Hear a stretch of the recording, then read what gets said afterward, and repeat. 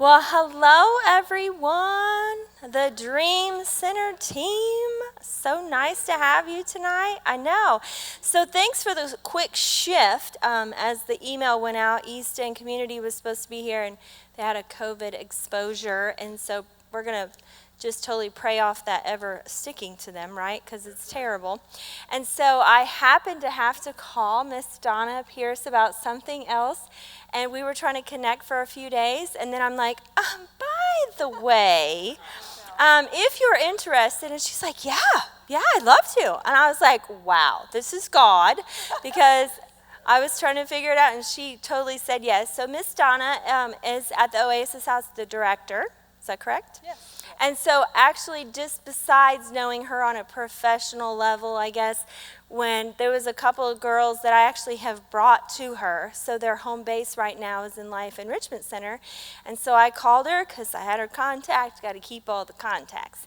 I was like, this is the situation, this is what's going on. She's like, okay, bring them down, and I would drop them off to her, and so she would just take it from there. Always is so gracious and loving and kind, and so we certainly appreciate her being here. So I'll give it over to her. Thank you. Thank you. See if I can get this situated so that you can hear me without me holding it. Before I get started, I just would like to say I'm going to be talking about sexual exploitation and trauma, and I recognize that many audiences have a person who has experienced that, and this kind of conversation can trigger very sad emotions. So I encourage you to please get up, walk out of the room, make sure that you're in a safe emotional situation. If there's anything I can do to help you later, you can call me or we can talk here. But I just like to put that out there for everyone. I also would like to take the opportunity to thank the Living Word Church, because you have been so supportive to Oasis House with your offerings, which, we are a ministry, so we do not receive a lot of public money, so we rely heavily on donations and grants, and we have used your offerings to the best of our ability to stretch our dollars as far as we can. So I appreciate that. And you also send us a bus on Sunday to one of our safe houses. It's either called the Mission or the Mercy. It's got big letters. And a couple of our women come up here and go to services. In fact, one of them was recently baptized. And it's exciting and wonderful. And then, of course, Virginia Hewitt, I don't know if you know that woman, but she's fabulous. She comes down. Raise your hand, madame. There she is. Everybody knows you anyway. Virginia comes down. It's kind of a new relationship, but she's helping us teach a Women in Scripture study down on Xenia Avenue, so we appreciate her time. So I'm going to go ahead and get started. I've got a presentation here, and I thought I would just kind of talk through it, and then I think if there's questions, maybe at the end we can kind of talk about some of those questions. So our mission at Oasis is to serve female survivors of human trafficking and trauma. We do that by promoting the healing, empowerment, and restoration through Christ's unconditional love, teaching practical life skills, and mentoring the transformational process. We use a very holistic approach with the mind, body, and spirit kind of in conjunction. Our vision is to empower women to determine the course of their lives, grow to their God-given potential, and mentor future generations. That's me, Donna. So we got started in 2003, and maybe some of you know this story. There were a lot of, over in Vandalia, here in your hometown, over on North Dixie, there were lots of exotic dance clubs. I mean, I don't know how many, but lots. And one day, a woman, one of the dancers, happened into a church on North Dixie, and at that time it was Pastor Sharon Amos. And she developed a friendship with this woman who was a dancer slash prostituted woman. And after a lot of prayer, the women at the church, maybe men too, they probably didn't go into the clubs, but a lot of volunteers from that church and maybe some other churches in the area got together and they went into the dance clubs. And their mission was to provide mercy to the women and help them see that there was a way out of that lifestyle. So they would go in when the women were on a break from dancing, and they would take a hot meal, they would take some toiletries and some things that the women might need, and over time they developed some relationships with the women. And I counted down in our office not too long ago 780 files of women dancers that came through Oasis House for help. So I believe wholeheartedly that that endeavor saved lives and changed lives. So that's where we came from. So the dance clubs are pretty much gone up here. You're all pretty lucky. But of course they moved south. So the exotic dance clubs are in full throttle all over the world. But at least you got up here in Vandalia, you got a little bit of safety from that. So we're not working so much with the dance clubs anymore. We've moved more into sex trafficking or the commercial sexual exploitation, substance abuse, and trauma. So what is that exactly? So it's the commerce is the trade among economic agents. Sex commerce is exchange of sex acts for money or something of value. And exploitation, of course, is utilizing another person or group for selfish purposes. So there's voluntary and non-voluntary commercial sexual exploitation. It's hard to distinguish sometimes if it's voluntary or involuntary. Well, at Oasis House, it really doesn't matter to us because if somebody wants help, whether they're still in the industry or out of the industry, we're going to help them. So the law defines human trafficking as a commercial act where the person is compelled by force, fraud, or coercion. And we know what force is, fraud. Coercion is kind of that manipulation. If you love me, you'll do it. We're short on money. I can't tell you how many times I've heard that. My boyfriend wanted me to do it. I loved him. My husband wanted me to do it. I did it and became entrenched in it. One thing led to another, on drugs and alcohol, very hard to get out of that lifestyle. So we're talking about sex trafficking. The other way it's defined is anyone under the age of 18. Some of you may remember Brooke Shields when she was in that movie Pretty Baby, where they kind of dramatized child sexual prostitution. There's no such thing. I mean, it's a crime. There's no such thing as a child prostitute. That person is being trafficked. So there are phases. When you think of human trafficking, some of the phases like recruitment. I like to tell this story. I used to work downtown in the court system, and I would come out to go to lunch every day.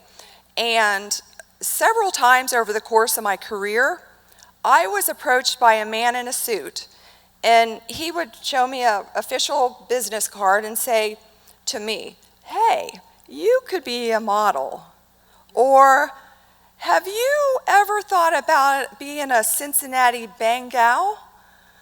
And I have to admit, it kind of did flatter me, because I thought, a model? Yeah, me. But the thing is, I, at that time, had a college degree, a full-time job, a house, a car, and people that loved me. I was not vulnerable. But do you know how many girls and women are vulnerable out there? So many women tell us that we work with, they do it because they didn't have a place to stay. They didn't have a job or money.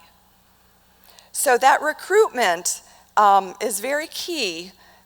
in this whole industry, getting that person who's vulnerable. Then there's the grooming phase, right? It's like, okay, well, what does she need? Does she need a place to live? I can give her a place to live. Does she need new clothes? I can buy her new clothes. So then, okay, that all sounds wonderful, right? Until he says, yeah, but you have to do certain acts in order for you to keep living here. And that's when the person is pretty much stuck.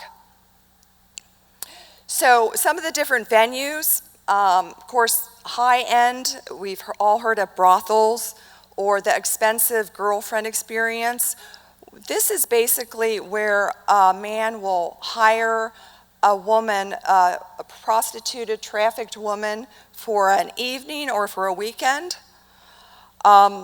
You have the middle end, which is the illicit massage parlors, pornography, strip clubs, online work. There's the in-call and out-call. In-call is they go to her, out-call is she goes to them. And then we have the street prostitution. So some of the terms for the participants in sex trafficking. Now this is kind of considered a business model, if you will. There's a lot of different ways sex trafficking goes on. It is possible for one person to be running the show, but it's also possible to have a whole troupe of people.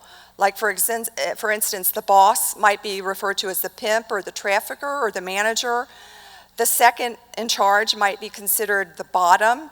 Oftentimes that's a woman who's been trafficked and then brought up in this system, and basically now she works as a part of the system.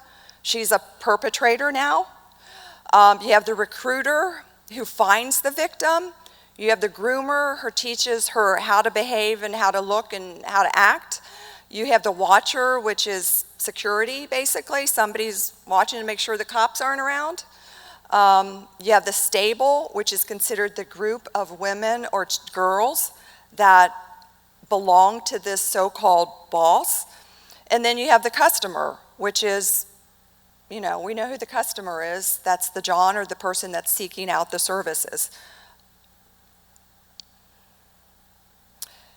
So again, I mentioned sex trafficking is the commercial sex act where it's induced by force, fraud, or coercion, anyone under the age of 18. And then there's prostitution, which is sex acts in exchange for money or something of value. It's important to note that someone may voluntarily go into prostitution for a lot of different reasons, but more times than not, that person gets trapped in that cycle and cannot get out, even though they want out. Another type of commercial sexual exploitation is stripping, erotic dance, mentioned that earlier. Pornography. I don't know if any of you remember that Ohio Supreme Court judge who had a case involving obscenity and pornography, and the court was trying to determine, is this obscene or not? And this judge, the Supreme Court judge, it happened back before I was born, 1964. But this judge coined the phrase, I know it when I see it, right? I know it when I see it when it comes to pornography. So the big tent of sex work, exchange of sexual services, performances, or products for material compensation, can refer to direct physical contact between buyers and sellers as well as indirect sexual stimulation. The concept of choice. 4 types of sex workers. I'm going to start at the bottom here where it says no choice at all. We get that the person is trafficked, they're forced into it, whether they're a girl, a child, or an adult. A limited choice is best available option, right? Or the career choice. Now, I don't know about you, but wasn't a little girl dreaming to be a sex worker, right? That's not typical. It's not what we do in society is to raise our children to be sex workers.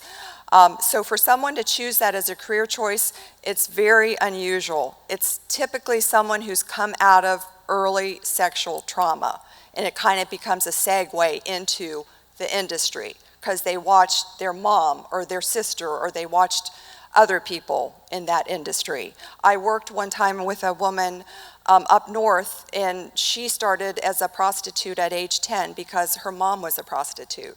And so she passed down that tradition to her little girl. But her little girl grew up and she did get out of it. She did get out of that industry. So a lot of the causes, it's important for us to know what this is so we can head it off, try to do prevention work. We know addictions, societal practices, culture, unemployment, abuse, running away. The runaways are very, very vulnerable because they're on the street, they're hungry, they're scared. Absence of a male support, forced into it, presentation of a perpetrator, lack of family support, obviously economic conditions. So we have the legal sex business, right? We were talking about the erotic dance clubs. They're legal. They're all over the world, right? Prostitution is legal in Nevada. It's legal in a lot of countries. But when you think about it, it's like the only occupation where you're allowed to abuse women, you're allowed to sexually harass, exploit, or commit violence against women. It's perpetrated with impunity because it's allowed. It's allowed. So there was a study done, lots of studies, but this particular study of 854 sex workers. They were surveyed about violence against women. 71% said they experienced physical assaults. 62% reported rape, and 89% wanted to leave, but could not. So we have the sex worker versus the non-sex worker. Well, the sex worker experiences much more assault and violence with weapons than the non-sex worker, right? So the shame game. Research in places where sex work is legal, right? Nevada, all over the world, not in the United States, but other places, indicates that the shame of those in the sex work remains. Like, for example, I was working with a woman at Oasis, and I took her to the hospital because she had to have some surgery, and she was having a rough day. And I said, you know, you're young, you've got your whole life ahead of you, you'll be fine. And she said, I'm a prostitute. And the thing is, she was in the past, but she was living with us. She was safe. She had not worked. She had not been trafficked in a long time. But that was so embedded in her psyche to say, I'm a prostitute. What's going to become of me? Who's going to want me? So that's the shame game. So objectification. Socially invisible as a full human being, those in sex work often internalize toxic public and private contempt directed at them. Throughout history, regardless of its legal status, sex work has a devastating effect on women's health. It's paid for under the Violence Against Women Act. That should tell you something. So 4 components. So we have value, where that person's value is based on their physical appeal. Their attractive characteristics are very narrowly defined. The person is made into a thing and just sexually inappropriately imposed. So some of the consequences: negative mental health outcome, young women with a greater body dissatisfaction, earlier onset of smoking. We know what smoking does to one's health. Decreased sexual health among adolescent girls. We know what that means: pregnancy, abortions. So what about some of the consequences for men who objectify women? So these are men that participate in this crime, right? It makes it difficult for some men to find acceptable partner or fully enjoy intimacy with a woman. You know, I used to help co-facilitate the John School down in Dayton. Basically, that was the school for men who got convicted of charges related to prostitution. And instead of going to jail, the judges would send them to a day-long class to help them learn the dangers of what they were doing and hopefully help them to change. Well, I always took the opportunity to talk with the men, and I would say, you know, you seem like such a nice man. I don't understand why you're doing this. And they would generally say things like, I didn't know she was a cop. She trapped me, or she enticed me, or my wife won't do X, Y, and Z. And I tried to help them come to understand that it's never external, the problem. Never is it external. It's always something inside you that's causing this behavior. Maybe you learned it early. Maybe you were abused yourself. Who knows? Our society is full of sexualization everywhere we go. So there's stuff that's been internalized that needs to be addressed. And we would always encourage the men to seek counselors. There's a great one in Cincinnati, Dr. Stuart Bassman. We refer a lot of people to him. There's several in the Dayton area that are just really well experienced in this area. And once in a while, believe it or not, I would get a call from these men, and they'd say, Donna, I'm getting some help. And I'd say, praise the Lord. Thank you. So exploitation associations, trauma, childhood trauma, abuse, substance abuse, actual or threat of death, serious injury, threat to physical integrity of self or another, personal private trauma, sex assault, abuse, interpersonal violence, witnesses violence, or the public trauma, the natural disaster, war, community violence, the violence in the Oregon district, things like that would be considered public trauma. And I've been told that it's easier to overcome some of the public trauma that people are exposed to versus the private trauma. So some of the responses to trauma: intense fear, helplessness, horror, attachment. I know with the horror, we have a lot of the women that we've served, they deal with sleeping disorders where they wake up scared or having dreams, nightmares. That's something that they really have to work on in trauma to be able to get a good night's rest without medication.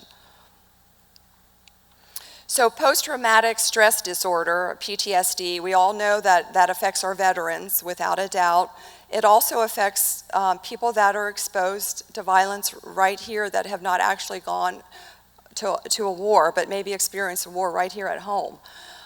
So we know some of the symptoms of that, the hyperarousal, nervousness. I remember a woman not too long ago in our office, and every time there was a little bit of noise outside, she would jump. She was in the lobby waiting for me, and I'd walk by because I was getting some stuff, and I just looked over at her, and it's like I had to quickly get her out of that situation because she was experiencing PTSD right there in our lobby. So prolonged exposure to trauma, the natural alarm system no longer functions. Skews emotional, physical response to stress, emotional numbing, psychological avoidance, affects sense of safety. You know, I don't know about you, but I'm cautious out there. Guys, you probably don't think about this much, but I try not to get gasoline at night at a gas station. I try to get it during the day. I try to avoid alleys and things like that. But back when I was working downtown, I was kind of brave, and it was during the day, lunchtime. I'm always out there at lunchtime. I eat lunch every day, so I was always out there. And I got to the point where I did not feel, walking through an alley was a quicker way to get to food, so I tried doing that for a while, but it didn't take me long to figure out, oh, I don't belong in an alley, right? But But if you've been exposed to trauma, you don't kind of sense that anymore.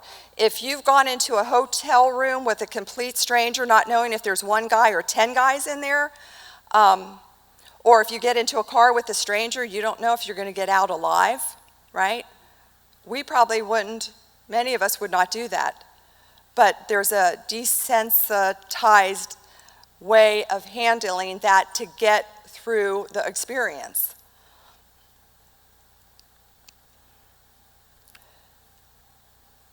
So children, when they are caught up in sexual exploitation, they are enticed. They may be given gifts, they may be given alcohol, money, in exchange for sexual activities. So we know from research that the majority of sex workers in the U.S. were repeatedly sexually molested by family members, relatives, and neighbors. You know, we're just talking about the alleys and being afraid of strangers, and I know that is an aspect, but when it comes to abuse of children, they are more likely to be abused by a trusted adult, a boyfriend, a girlfriend, a best friend that gets them into the sex industry, a neighbor, a minister, someone who's trusted. It's less likely to be a stranger, that stranger in the white van at Walmart that we're all afraid of, right? It's more likely, based on fact, to be someone that they trusted. Yeah. So obviously, the conditioning children's sexual responsiveness, which leaves them vulnerable to what we're talking about here, the sex industry, the exploitation as adults. So how many women report that the decision to enter the sex world was affected by childhood abuse? Right?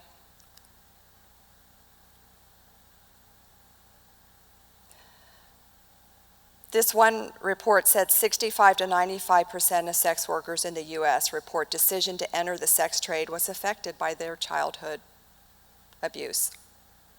So some of the health implications of sex work, we see this. We see this all the time with the work that we do at Oasis. Depression, suicide attempts or suicide ideation, anxiety, panic attacks, PTSD, disorientation, confusion, cutting, addiction, lack of emotional control, sudden anger outbursts, increased risk of taking, stealing. So the life cycle of the survivor, right? At Oasis, we're working with so many women that have survived the sex industry, and we're proud of that. It's the reason we go to work every day. But we also, so we do before, during, and after. So the before is trying to do the prevention work to get into the schools, get into places like this where we can talk about it. And then during, and I'm going to keep moving here, just kind of mentioned the before.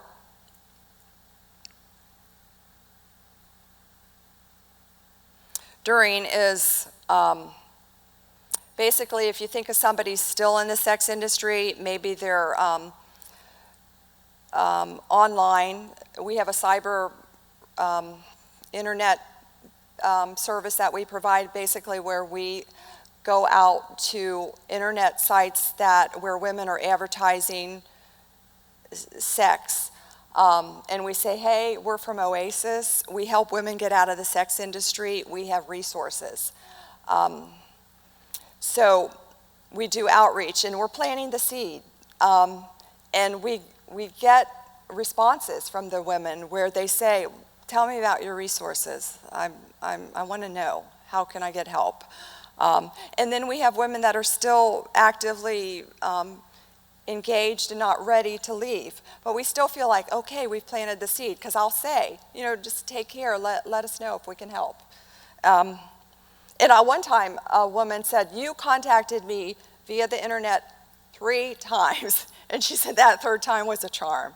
She said, the first time I thought you were a cop, Second time, I'm like, is God talking to me? Third time, it's like, I'm going to reach out to her. And guess what? She came into our office. And I was so happy to shake her hand. And I was able to get her into a treatment in Xenia, Her Story, where they take women that are in active addiction, because a lot of times active addiction will keep them in the sex industry, right? We also do a street outreach where we go out with the women that are still on the street. That's a smaller percentage, like maybe 5% versus 95% on the internet. But those women are in bad shape on the street. They're very drug addicted, they're malnourished, they're sleeping in abandoned houses. That's right here in well, you're in Vandalia, but it's down south a ways in our community. And we basically have a team of volunteers that go out. We'll take 4 in a car, 2 stay in the car, 2 get out of the car. The 2 that get out of the car will basically approach a woman with a big smile, and they'll say, hey, we're from Oasis House, how are you? Can we talk to you? And then if they say yes, then we'll talk a little bit. Sometimes we'll pray with them. And then we give them a resource bag of goodies. Basically, like in the wintertime, we're going to give them, we have a sleeping bag, socks and gloves and things that they need to stay warm, toiletries, some snack items, protein bars. And we, of course, we try to encourage them that there's help if they want help. So do an outreach. So that's during the life cycle. Pretty much what I just said. So I'm going to move here, street and cyber that we're doing. Our jail ministry is on hold due to COVID. I think you probably know that here at Living Word, that I think you've participated, some of your members, in jail ministry, prison ministry. We're hoping to get back in there to help the women that are incarcerated. We do outreach with women's organizations, faith communities, businesses. And of course, the women that are living with us, they're out of the sex industry. They've had to make a commitment to get out and stay out, and we help them. We walk alongside them the whole way. There's a woman, I just got a call today. I'm really happy. She's been with us 1.5 years. She's due to graduate. She has been working part-time for a while, and she is full-time employee as of today with benefits. Yeah, so praise God. Yes, amen.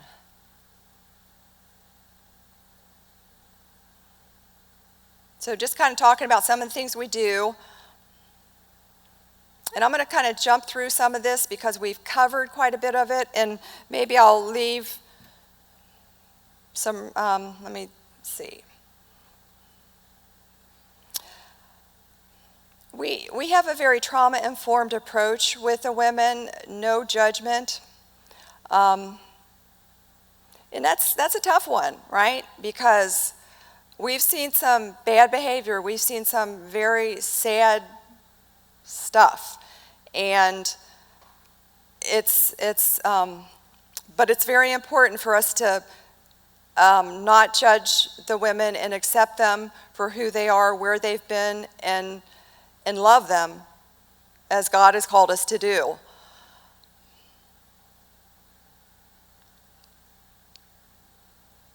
So the treatment benefits, it validates the survivor's experience. It fosters a sense of self-control and autonomy, engages them in the healing process, and promotes trust and safety. So when treatment opportunities are there, all this can take place, right? This is the opportunity for transformation. I'm going to skip through some of this, if you don't mind, because I think we can just we have quite a few different programs that we offer. Cognitive behavioral curriculums that are educational. We have spiritual programming. The University of Dayton is doing a music therapy, women and wellness program with us. We're pretty proud of some of the programming that we offer. We have a life coach program that we do inside the house, one of the safe houses. where it's a year-long program to help empower the women.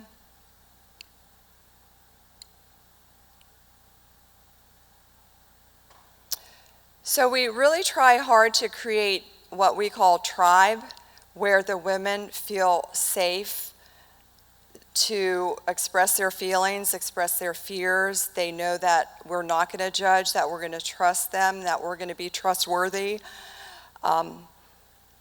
We try to find mentors, and that's where some of you might come in if you're interested in volunteer work. A mentor is a person, it would be a woman. You guys, I got stuff for you to do too. If you're handy around the house, I could keep you busy every Saturday if you don't mind. Just sign up, okay? But for the women mentors, that would be somebody who would be able to spend an hour or two maybe with a woman to just kind of be a positive role model. Someone you might go for a walk with, or maybe go to church with, or maybe have lunch, or just somebody that is always a positive influence. Or even transportation. You know, we really struggle with transportation because the bus system is very challenging. It gets you there too early or too late, or it's in an area, the bus hub downtown Dayton, it's well known for drug activity. So it's not a great place for the women to be transferring to get to a job or to get to counseling. So whenever we can get a volunteer to help us with transportation or getting the women to the grocery store, something like that, a couple times a month they need to go to the store, it takes a couple hours. That's certainly not something they can do on the bus. That's an area we're always looking for helpers. Just a couple notes about our eligibility for our housing. The person has to be an adult. They have to be willing to work our program, follow the rules. It says Oasis is not a sober living facility. That just means that there's a lot of sober living facilities out there where they have very intense classes all day long for substance abuse. Now, a lot of times the women we work with, they go to treatment outside, but we don't offer that in our house. So that's why we always say we're not a sober living, because a lot of people will call us and say, are you sober living? That's a newer concept. That whole sober living, it's been new in the last 10 years or so, I would say. The women can't have children when they live in our house because we're just not set up for children. They have to be able to provide self-care and self-medication because we're not staffed 24/7. All of our staff at Oasis House is part-time, so we need people that live in our homes that are able to be independent and follow some basic guidelines. These are just more eligibility. And I could certainly, if anybody wanted more detail, I could certainly go into that, but I don't think it's necessary at the moment. This is just some of those red flags for sexual exploitation. And you think in terms of a juvenile having 2 cell phones or naked pictures or unexplainable expensive stuff, or a controlling boyfriend or girlfriend. Physical abuse, branding, which would be tattoo, the tattoo of a male's name on their neck or back or something like that. Another indicator that the person could be trafficked is drug addiction, change in behavior, lots of money, restrictions from family. So this is Oasis House Volunteers. I was talking a little bit about that. Again, lots of things. Right now, you guys, I have 2 bathtubs in my house that, when you have 5 women living there with long hair, I'd love to have like a drain catch on my bathtub so that the hair doesn't go down the drain and clog. See me afterwards if you're a plumber. Social media, we've got someone who does that, but it takes a lot of time, and if anybody loves to do that, gosh, we would love to have some help. We look for volunteers for our street outreach. The cyber outreach, we're not looking for volunteers right now. The cyber is where we go on the internet. It's a little sketchy, and I would not put that on a volunteer just yet.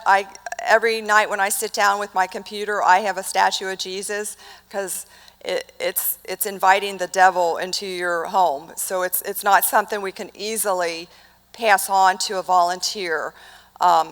But it's something we feel is essential for Oasis House to be involved with, because it's such a huge $150 billion business. Yeah. So just some different examples of volunteer opportunities. You know, somebody else does these trainings, or I should say events, not really trainings, that works with us, and she always says, if you don't do anything else, support us. If you're on social media, support us on social media, because it gets the word out for people that need help. I got a call a couple months ago I said, hello, Oasis House, may I help you? And she said, hi, I'm such and such, I'm calling from Kenya. And I'm thinking, up north, Kenya? Where's Kenya? And she said, Africa. And I said, wow, how'd you hear about us? And it's like, whoa, social media, all the way to Africa. She did come to America, and she lived with us for a short while, and she is much better now. She had experienced a lot of trauma, but yeah, she's doing pretty well. I don't know if you see the signs down there, Oasis, text to donate. We were fortunate enough recently to have a fundraiser. It was a music festival, and we had those signs all over, text to donate. If you ever are compelled to donate money, we're perfectly happy to accept that. I know people have lots of different ways to give, so we appreciate that for sure. Ta-da! So that is pretty much, in a nutshell, what we do at Oasis House. I don't know if there are any questions or concerns that anyone might have that I can help with.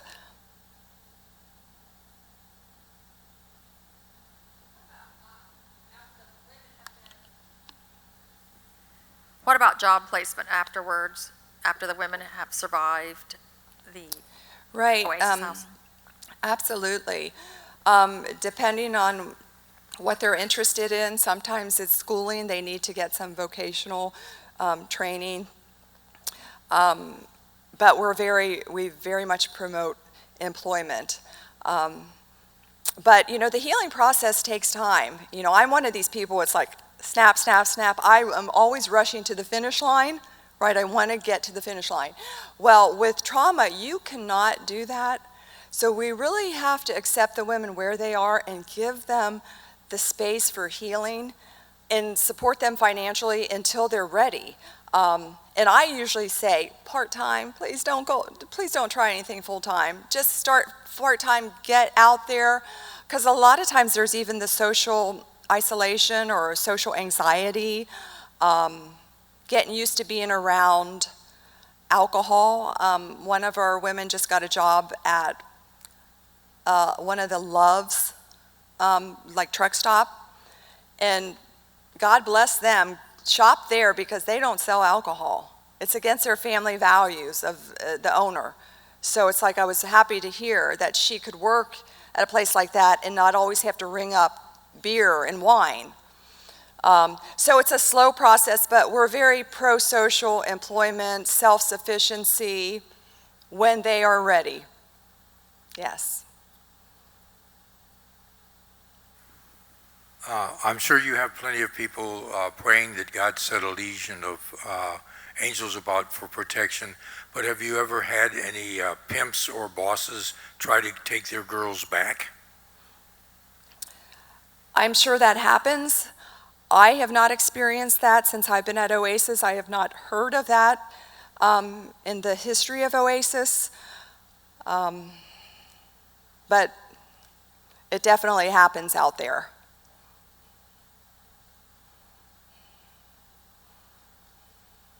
Our safe houses are, the locations are not disclosed. The women don't use the mailing address. They use our office as a mailing address. They're not allowed to have company. Not even their mom can come and visit them. They have to walk a few blocks away to meet their mom or their family member. We just want the homes to be quiet, peaceful places. I know one time I picked up one of the women at the house and I was taking her to an appointment and she had this scowl on her face and I said, "What's the matter?" And she said, "Oh, this place is so quiet." Because she's so used to chaotic, crazy behavior, noise, street stuff. So it takes a while to adjust to quietness and feel good with that, feel normal. Yeah.